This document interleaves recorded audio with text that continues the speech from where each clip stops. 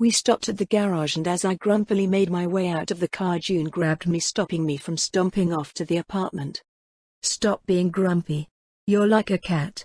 Come on, after action meeting, he told me as he waited for me to stop resisting before I sighed and followed after. Fine.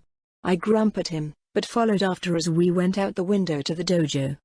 We headed straight downstairs from the side entrance and into the server room. There, arrayed around the TV on old couches, kamikaze were waiting as Fujimura stood in front of the TV looming over the gathering. Unfortunately, there was no more space on the couches, so June and I waited behind, while Akari just slipped into the lap of one of the Borgs. Not that it seemed to be welcome, as he grumbled and tried to shove her off, only to earn a sharp foot curling up and nearly skewering his throat. The two of them fought for a moment. A bladed foot, and a chromed-out hand practically sparking off each other, before Fujimura growled a low noise that seemed to vibrate the room and cut out the attempted homicide. Failure. We took a wound from a basic op. I'm disappointed, he said, and I realized he was basically giving us a score on how well we had all done. Rude. He was the one in charge. If we failed, it was his fault. If they failed, I wasn't really a part of this. Why was I even here? He'll live. It was just a 9mm, went under his subdermals. Doc is already checking him out. Akari called out but was silenced with a look. We are the kamikaze, we shouldn't be taking wounds from chaff. I expect all of you to receive a session with Ozeki-sensei, he demanded, and all the hardened killers and murderers, the somewhat emotionless Borgs, all groaned. Kusanagi. You got distracted. If you can't keep your focus, put down your mask, he demanded, suddenly singling out June thankfully, as he was staring at June and not me. I will not fail again, Fujimura-sama. Your sister fighting beside you had better not distract you again. Girl. You killed 2 with that hand cannon of yours. You should have killed at least 3. Yeah, I know. I'm super annoyed. I only killed 2, you know? I was gonna stay behind and murder some of their reinforcements too, but June pulled me away. A common maelstrom assault group is more than 40 Borgs, girl. Really? So many? Oh man. Now I'm really disappointed. I grumbled as I purposefully turned away from June. So much XP. Ruined. Seriously, I could have just snuck into their cars while they were distracted, then they would take me back to their headquarters. I would just slowly ghost them one by one, until they were all dead. It would have worked. I mean, sure, so many could make it hard. But I could do it. The room was silent for a while as I grumbled, staring at the wall, before Fujimura finally seemed to continue. Right. We will have another job tomorrow. Prepare, he demanded, and then stomped out of the room. I cried out instantly as June grabbed the top of my head with his stupid chrome hand. You aren't going to fight 40 Borgs, he hissed as he pushed me out of the room back towards the apartment. Shows what he knows. I wasn't tired. Honestly, I didn't even feel the need to sleep. Normally I would have just grabbed some tech and started working. But I wanted blood. June had gone to sleep and I went ahead and napped for an hour. Which is the reason June had no idea that I had gotten up afterwards and suited back up. I left. I loved June cause he was such a dumb older brother, but I wasn't going to live my life his way. I couldn't. So I slipped out of the apartment, out onto the street, and then headed a few blocks away to get out from the jammer, and to make sure what I did next wouldn't lead back to the dojo. I called my car. It was something that still took me by surprise. Self-driving cars were still kinda wild. I waited for about 10 minutes for my quadra to turn the corner and stop in front of me, with a beep of its horn letting me know it had arrived. I slipped into the driver's seat with a grin. I was only 250 XP away from a level up. My foot touched the gas pedal and I was off. Driving into the city, actually feeling alone for the first time in almost a week. I felt free. No tiger claws hovering around, no June almost smothering me in protectiveness. I was actually relieved to just be away. I drove north, up into Watson, towards Maelstrom Turf. I had no idea where I could find them, but I bet just driving around would find me a few targets to prey upon. The city was in an active war right now. Unfortunately, for the first long while, I didn't find much. The streets were quiet, broken only by gunshots blocks away that by the time I came anywhere near, I couldn't find the source. Annoying to say the least. I drove around, only finding the tail ends of skirmishes. I guess even in a gang war there wasn't constant mass fighting going on. Shame. Finally though, action found me. I turned a corner only to come across a roadblock. 3 cars on fire and burning as a squad of Maelstrom gonks hung around them, guns out. I only had a second to react, because the goons were already raising their guns. Cool dropped over me. Everything became clear. I hit the accelerator. The fact I turned their little trap immediately back on them is why I didn't get absolutely destroyed, and why some of them jumped out of the way instead of shooting up my ride. Not that they didn't try. A few bullets ricocheted off my quadra's armor. So I accelerated towards the roadblock, the 4 sets of spider optics all reacting in different ways. I flipped the steering wheel at the last second. My quadra's back end slipped out at the sudden adjustment, as the car spun. A loud thunk echoing out from behind me, as my wheels ran over a prone Maelstrom gonk who had thought jumping away from where I had been aiming would save him. Then my driver's door opened with a flip of the handle, and before the car had even come to a complete stop I was stepping out. Boya already raised and aiming. My Kiroshi kept track of all of them. The thunderous retort of my hand cannon smashed into the first Borg, the fucker that had started shooting at my car with his Lexington in a spray of bullets. I was lucky, despite my quick draw aim being off. The second of adjustment I had to make as I stepped out of the quadra let me adjust. My one bullet did the trick. I turned to the next one. And again my Boya barked into the night and the screams of Maelstrom being sent straight to their digital gods cut out. Of course my assault wasn't perfect. I hadn't exactly expected a roadblock ambush. I winced as a round from one of the goons on the other side of the barrier slammed into my chest. His panicked fire wasn't accurate, but it was unfortunately painful. The SMG skittered bullets across the pavement as I moved, rushing him. I could feel another round pound into my chest, but I ignored it. Even if it knocked the air out of me, I could still move. I slid over the back of one of the burning cars and then I was right next to him. His red eyes were unable to widen in terror, but I could see the look on his face. It warmed my frozen heart for a moment. Then my katana blurred a superheated red line through the darkness. And his arms fell with a splat onto the ground. White blood splashing over my boots. Fuck! He screamed, falling to the ground and rolling around after I disarmed him. Instinctually he screamed curses at the pain as I watched on. I took a moment to catch my breath, each gasp was coming out a little painfully. I checked my side and winced as I pulled out a bullet from the side of my leotard. At least the armor was working. Still hurt though. Felt like I had gotten punched in the ribs. The armless gonk was still screaming, which was annoying though. I walked over and without a word smashed my boot into his side. Katana held point down towards his stupid throat. His screams turned into wheezing cries of pain, but that was all I needed. You are only alive because I need something from you.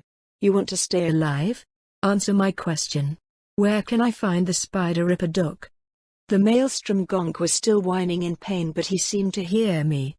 Fuck you, he finally said, as he tried to spit at me. His head rolled away a moment later. Should have left 2 of them alive. That way I can kill one in front of the other and get my answers. I muttered to myself as I sheathed the katana. I like katana. Katana is good. I sighed, rubbing my ribs. Bullets hurt. Stupid Maelstrom. Looking around at the dead bodies and the burned-out wrecks, I realized I should probably do something. Normally I would call the NCPD, but that wasn't really a thing right now. So instead I got looting. Checking the bodies, grabbing weapons and throwing them in the trunk of my quadra before dragging the bodies off the street. With the quadra I nudged the burning wrecks out of the road, opening it back up. Satisfied, I jumped back into my ride and floored it through the former roadblock. All the while I smiled. I had leveled up. 500 XP gained. 500 XP gained. 500 XP gained. 500 XP gained. Level up achieved. 1 stat point gained. 1 skill point gained. Level 6. I had also leveled up driving and handguns. Driving skill level up. 1 perk point gained. Handguns skill level up. 1 perk point gained. With my awesome driving attack I had hit driving 5, and handguns 5. 2 perks. Both were easy picks. Since I was driving a high-end car I wanted something to make sure I could handle it as best as I could when I needed to really move. Plus I just thought it was cool. Drifting, never spill a drop of tofu water. You have a prescient knowledge of how to go into and pull out of a drift. The second perk was just as easy. Considering I now knew some perks could carry over to other weapons and guns, a perk I had considered okay was now super needed. Rapid reload, never drop a mag, or fumble a reload. Reloading your gun will never slow down your rate of fire. That would work for all of my guns. I shook the instincts and muscle memory out of my head for a moment after I picked both back to back. I was ready to continue my hunt. Now if only my arms weren't so weird. My eyes wandered to adaptation. Not yet. I could fight like this, and I didn't know what adaptation would do. Best to try new things when I am at home safe. So I simply kept going. This was opening up to be a good night. This was not a good night, fuckers. Dented my car. I had found more maelstrom. Or rather they had found me. Again. I think driving a jet black Quadra wasn't a good idea for stealth. I had stopped at a light. Driving safe was important after all. When a van full of maelstrom had turned a corner ahead, veering left and right down the road, van doors opened and the gonks cheering and roaring as they smashed cars and anything they could reach with pipes or tire irons. They were driving on the wrong side of the road, aiming straight for me. I realized it just in time to flip my Quadra into reverse and hit the gas, just managing to turn the car so the van didn't hit me full on. Instead they scraped past my Quadra before stopping not far away. A bunch of the gonks jumping out brandishing melee weapons, or handguns. I growled even as cool flowed over me. Angry, very angry, but a cold furious rage. Those fuckers dented my car. So as the maelstrom fucks approached, I did something they probably weren't expecting. I hit the gas straight at them. They never seemed to expect the aggressive acceleration. The first gonk was smashed into my hood, his stupid red eyes looking up at me in horror as I drove him down the street. He was hanging on for dear life, trying to stay on as I accelerated much faster than he probably expected. I drove for a moment longer, long enough for the maelstrom's gunfire behind me to fall silent before I opened my driver's door. Boya peeked out to say hello. The poor gonk's face stilled in terror as he came face to face with my hand cannon.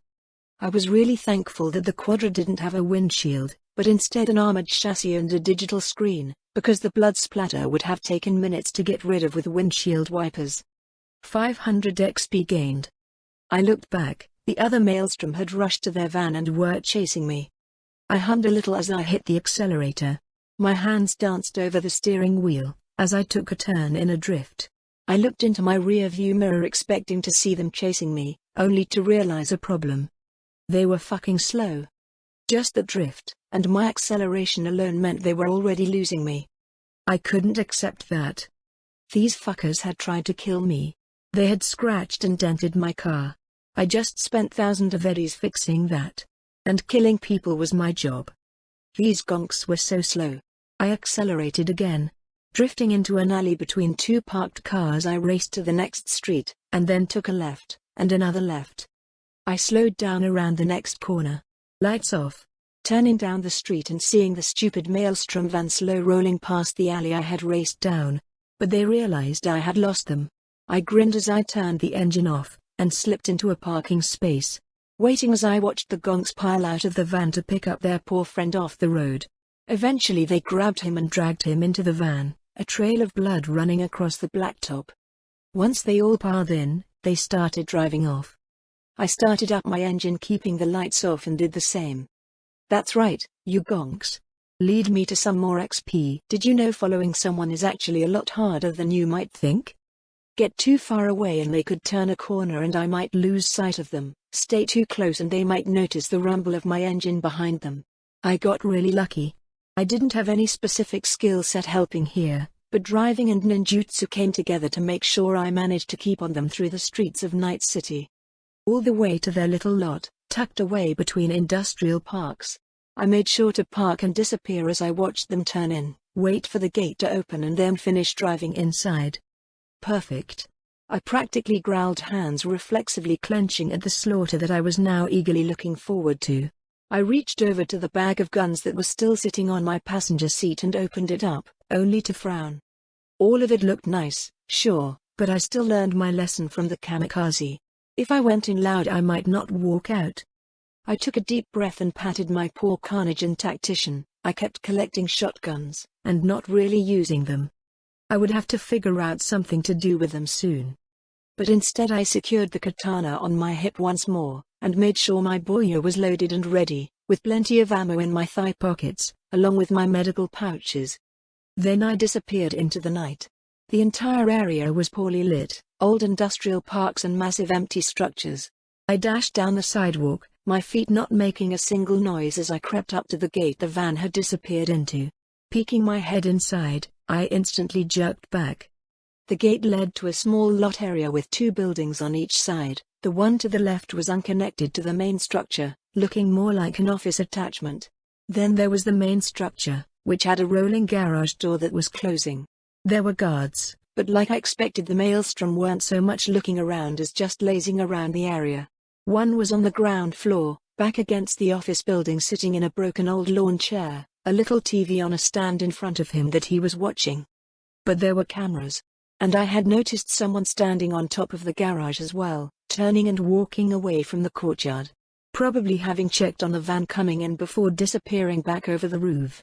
I peeked twice more. Thankfully the streets weren't well lit out here, so I was able to scope out a few of the cameras.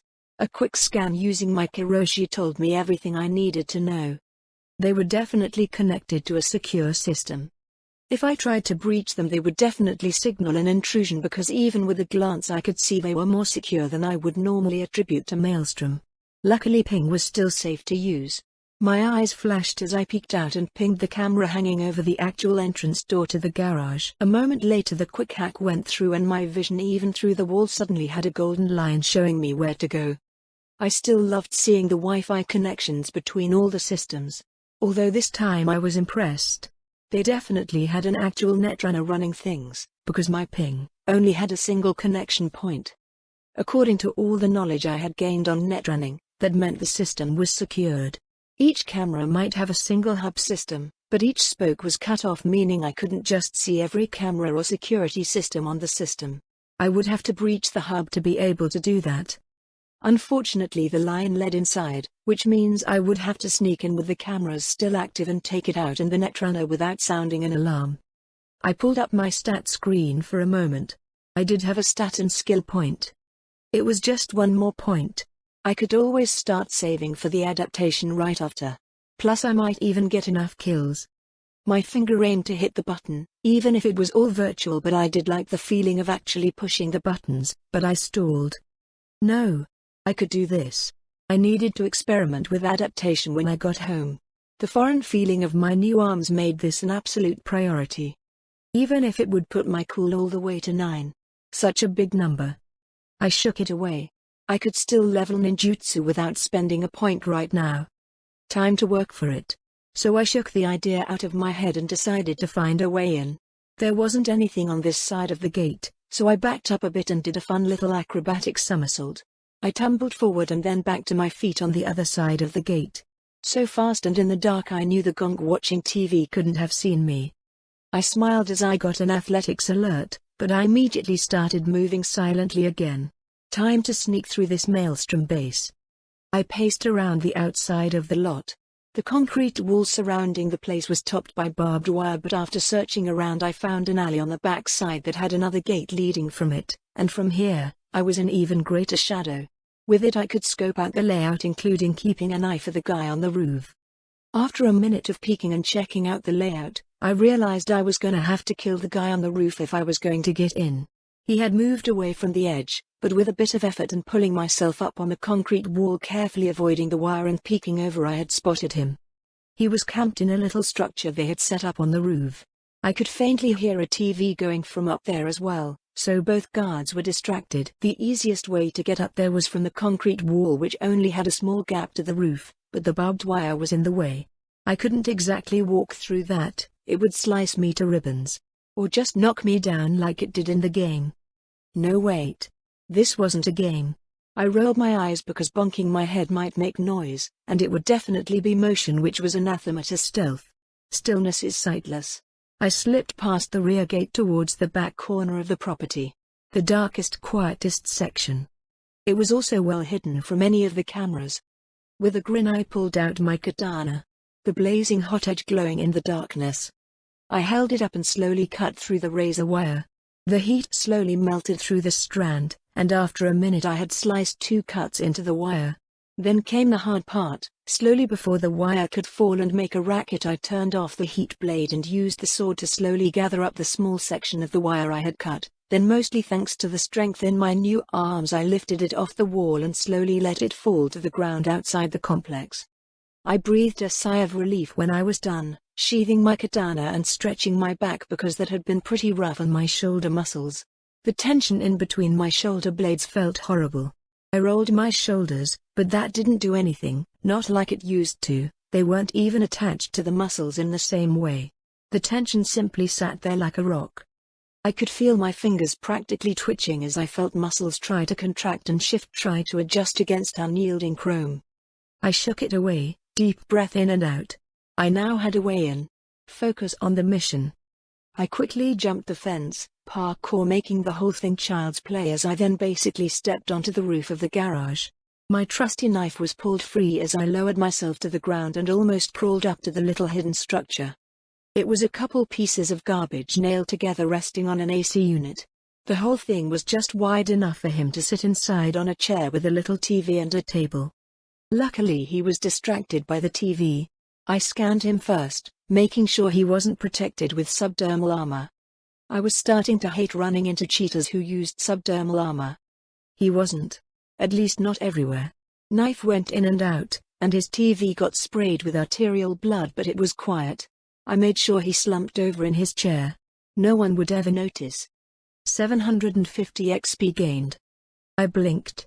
That was weird. I almost never got that XP.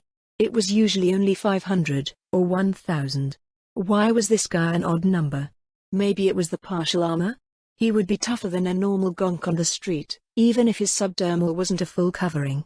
But as I started looking around I noticed it. I whispered breathlessly. I reached out and took the rifle that was resting against the door of the hide. An Ekamata. The moment I touched her I knew she was loaded and ready, practically purring to be used. I had missed my opportunity earlier, but not again. But I shook my head. Too loud. Next time, I whispered silently against her barrel as I held a toy that I was going to have so much fun with. A sniper rifle. Oh man, I was gonna get so many headshots. But that was later. I set the Nekomata down where I could collect it later and started exploring. This guy wouldn't be up here without a way down, and I found it. There was a door on the roof, that was a staircase access. It was unlocked and I slipped in. The noise inside was louder, heavy metal that the maelstrom were rocking out to, and the general noise of people. I slipped down the stairway slowly, making sure to check every corner. I had to be very careful of cameras. The stairs led to a second-floor room that was overlooking the garage area, where most of the gonks were hanging around. I could hear a few curses and raised voices from there. But that wasn't my goal. I was following the golden light. The first room I came to was a break room. Couches around an entertainment station, food and drinks, an old microwave. Everything a gang would need to keep their people going. It wasn't empty. A maelstrom gonk was grumbling as he ripped apart some food packaging to put in the microwave. I checked for cameras and since it was clear I moved in. This guy had better subdermals. At least he did around his neck. There was a serious problem with Borgs. You never knew if they had a second heart or something. Thankfully I had a way around it. My katana was drawn without a noise. The thermal blade heated up instantly to a withering temperature. As I approached, something alerted him, whether the heat from the blade, a noise, or a flickering of something out of the corner of his optics. Hell, it could have been a reflection in the shiny microwave. It didn't save him though. He started turning as my katana flashed, cutting and burning through his armored neck. It was hard, tough, his subdermal trying to stall out my blade, but it was kind of hard to scream when your throat was being burned away. I jerked the blade free and he slumped to the ground, head not quite unattached, but definitely dead. 1000 XP gained. Oh yeah. That's the good stuff. I sheathed my katana, RC hauled him up as best I could, grunting a bit at the weight as I pulled him into a dark corner. Then I stood up, and continued on following that golden line. I couldn't keep the smile off my face as I slipped through the shadows. I was happy, thrilled, excited, and every positive emotion I could imagine. There was probably something wrong with that, but I didn't care. I guess I had been honest with June. I really did love killing. I walked out onto a catwalk overlooking the garage, and I could see them hauling the dead Maelstrom from the van and into a small room in the back. I couldn't quite make out what everyone was saying, the music was too loud. I would have to do something about that, maybe a cyberware to let me make out sound better? That actually could be useful. I made a note for myself before continuing across the catwalk. Not a single noise was made as I stepped onto the metal grate floors. I traveled across the entire building, following the golden light, to a small room in the upper corner of the building. I licked my lips as I got closer and closer to my target. Pressing myself up against the wall next to the see-through armored door that was so popular in Night City, I peeked in, only to still empty. Whatever netrunner ran the security here wasn't in. I pouted. I had been looking forward to that kill. I kind of wanted to steal some netrunning gear. I slipped into the room without any trouble, and looked around the array of computers. With a few minutes of work I was breaching into the security system. The cameras all turned off, while I uploaded my daemon. I could practically see the daemon slipping into the network, back-hacking to every member of Maelstrom that was hooked into the security. Their visuals of me would distort and disappear. I pulled out the jack from the computer rig, and had just clicked it back into my neck when I felt it. Danger sense. I moved, flattening myself against the wall next to the door, as the glass door opened, and a Maelstrom gonk walked in, wearing a netrunning suit. I hadn't seen him before. Where had he been? In the small room they had taken the dead gonk from before? It didn't matter. I wasn't exactly hidden from where I stood, and he would see me as soon as he sat at the computer. So I never gave him the chance. I reached out, both of my armored hands grabbing a different side of his head before I jerked. The echoing snap of his neck shattering from the force broke the silence, and I simply held his body for a moment as he twitched and shivered in his death throes. 1000 XP gained. Okay, that made this easier. I also smiled at the ninjutsu alerts I was getting for the stealth kills. I let him flop onto the ground as I stretched my back. Holding someone up by his head was hard even with cyber arms. I walked back over to the system, and brought up the security cams. I started scanning and counting, getting the numbers of the Strom in their little hideout, looking for the actual dangerous ones. Marking everything I could see with the cameras, I shut them back down and slipped back out of the room. The first Maelstrom didn't even see me. He was looking through a toolbox, digging through it as he struggled to find the tool he needed. When I dropped down from above, katana blazing, the force sliced completely through his neck. His head fell into the toolbox as I pushed his body to fall away from the stuff. The noise of his body falling was completely covered up by the heavy music filling the garage. 500 XP gained. I slipped away, already heading towards the next target. A woman this time. She was in the cab of a truck that had the hood up. Another Strom working on the inside of the cab. I could hear him call out from time to time to tell her to give it some gas or test something. With the cab door open, it was a cakewalk. I slipped in, my knife glinting for just a moment as I ripped her throat apart, pushing her to fall into the passenger seat as she bled out with quiet gasps not loud enough to be heard over the music. 500 XP gained. With her gone, the guy working on the engine was next. I slipped back out and around, and while his face was stuck inside the hood, he got to feel a knife ripping open his throat as well. I left him there, leaking blood into the engine. 500 XP gained. Unfortunately, as good as I wasn't perfect. Fuck. A voice roared out and I jerked back. The Strom I had head chopped had been found. I grumbled, stupid NPCs. Don't you know you are supposed to stay put? I had completely missed one. So I rushed him. Carla's dead. Fuck we go. His cry was cut off as I leapt at him, knife sinking into his throat as I twisted around him for a moment, using the centrifugal force to rip the knife right back out. He fell like I had cut his strings. 500 XP gained. Level up achieved. 1 stat point gained. 1 skill point gained. I grinned despite being caught as a few Maelstrom rushed from whatever they were doing to check out what the yelling was about. They found me there, already moving, knife dripping with blood as I raced through the mess of vehicles and parts, aiming for one thing in particular. I dodged through instinctive bullets that were arcing closer and closer to me. But I made it. I hit the light switch and then slashed it with my katana. Darkness instantly smothering the entire garage beside a few electronic lights still active, radios and such. But with darkness came a moment where they would lose sight of me. Their optics having to react to the change in lighting, I continued running, ignoring the gunfire that splattered where I had been. Plus I grinned, my demon was working through their network. I wonder what they were thinking? When despite being able to see in the dark with their stupid optics, I seemed to disappear into the shadows.